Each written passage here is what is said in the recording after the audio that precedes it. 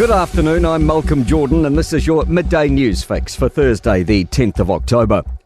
People in Florida are now being urged to shelter in place as Hurricane Milton nears with no time left to evacuate. Conditions will only worsen with the Gulf Coast already being hit by storm surges.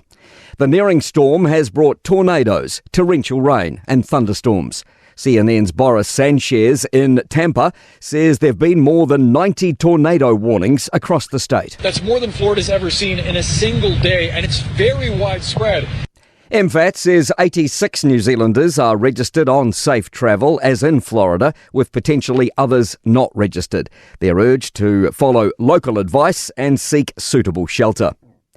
A major salvage operation continues at the site of the Manawanui's shipwreck. The $100 million naval ship hit a reef off Samoa's southern coast and sank on Sunday. A shiny coat of diesel has coated the water's surface and officials are monitoring closely for further leaks.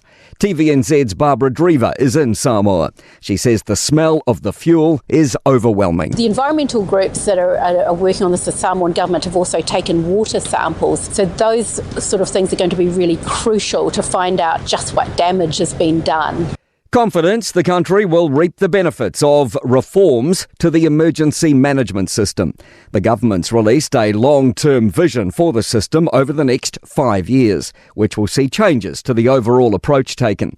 Local government New Zealand is welcoming the announcement. Spokesperson Rehet Stoltz says associated costs are always an issue, but every dollar invested will be worth it. So I would much rather have the discussions about appropriate funding being input at the front end, because that would save us in the long run. Banks are introducing a crucial scam reduction measure from late November.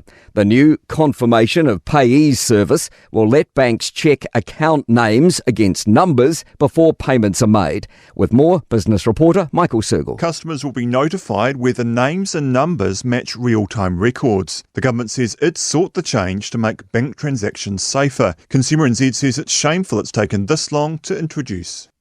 A professor of international relations is talking up the value of New Zealand's attendance at the East Asia Summit. The Prime Minister landed overnight in Laos for the annual forum, joining 17 other nations, including the US, China, Russia and India. Chris Luxon says he hopes to discuss economic growth, trade and regional security. Victoria University Centre of Strategic Studies Director David Cappy says it presents massive opportunities. If you think about all the countries that want to get to the door of the White House or the door of the Premier of China or the door of the Prime Minister of India, those are hard opportunities to make happen.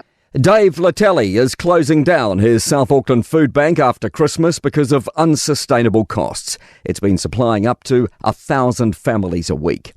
To sport, former Island rugby captain Johnny Sexton insists he's surprised by the reaction to revelations surrounding his spat with All Black Rieko Ioane after last year's World Cup quarter-final.